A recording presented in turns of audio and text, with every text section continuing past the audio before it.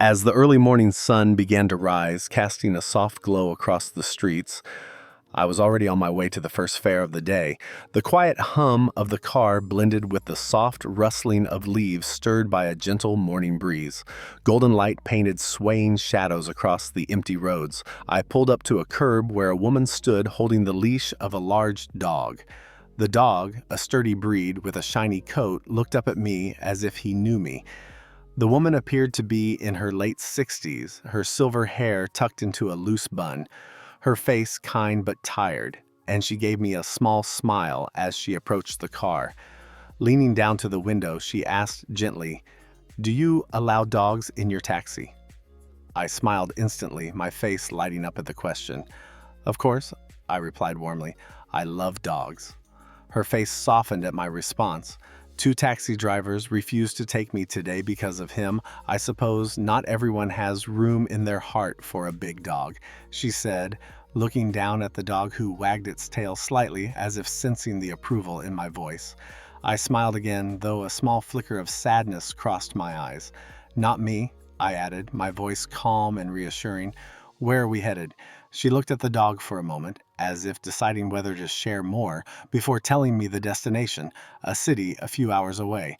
I nodded and started the car, pulling out onto the road. "What's his name?" I asked, curious as her dog stayed close by her side. She smiled softly, her eyes lighting up with affection as she looked at the dog. "His name's Theo." I glanced at the dog, then back at her, raising an eyebrow with a smile. Short for Theodore.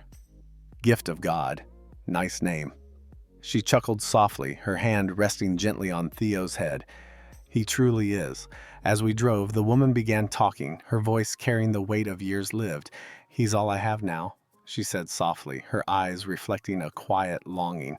"My son's away, and my husband passed a few years ago, but this dog, he's been my companion for so long.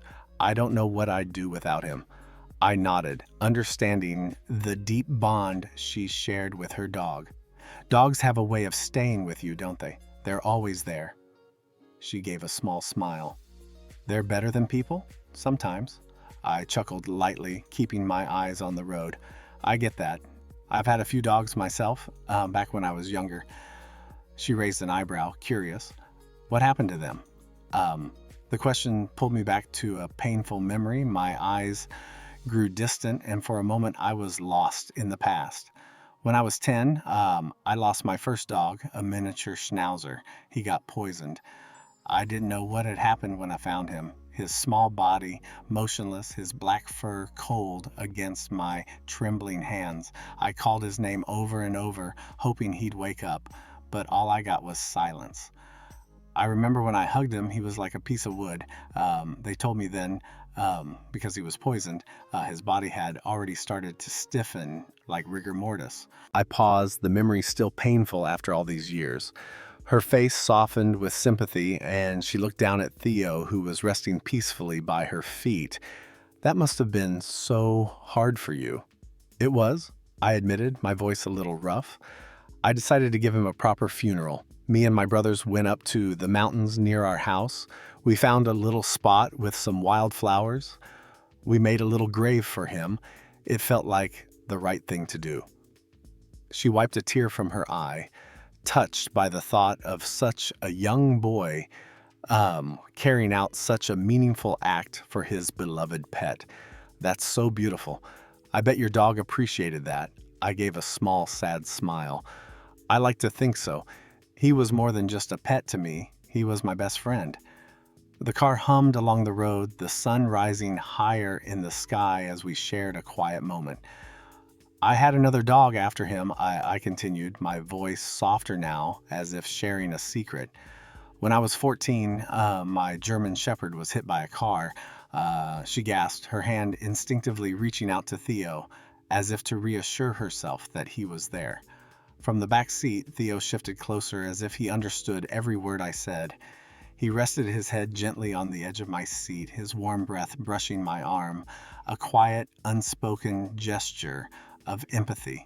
It was in a place where cars shouldn't even be, I went on, my hands gripping the wheel tightly as the memories resurfaced. I was away from him for a second, maybe two, and out of nowhere, a car came speeding through. There wasn't anything I could do. He died in my arms. She didn't say anything for a moment, letting the silence settle between us. She sniffed and wiped away another tear, her voice shaky. That's that's just too much for anyone to bear. I nodded slowly, my eyes still on the road, but my mind somewhere far away. It wasn't easy. But dogs, they teach you things, don't they? About love, about loyalty. Even when they're gone, they leave a mark on you. She sniffed again, her voice barely above a whisper. I think it's why we love them so much. They ask for so little and give so much. I glanced at her for a moment, offering a soft, understanding smile. Yeah, they do. The journey continued, the car cutting through the quiet countryside. She was lost in her thoughts, and I allowed the memories of my dogs to stay with me, as they always did. The road ahead felt long, but it was a comfortable silence, one that came from sharing a piece of yourself with someone else. And for that brief moment, the pain of loss wasn't as heavy, and the warmth of love, both past and present, was all that mattered. By the time we reached our destination, the woman had dried her tears. She gave me a thankful smile, her hand gently resting on Theo's head. As she stepped out of the car, she paused for a moment. Turning back, her eyes glistened with a mix of tears and gratitude.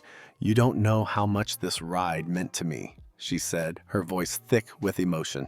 I nodded, feeling an unspoken bond, a shared understanding of love and loss.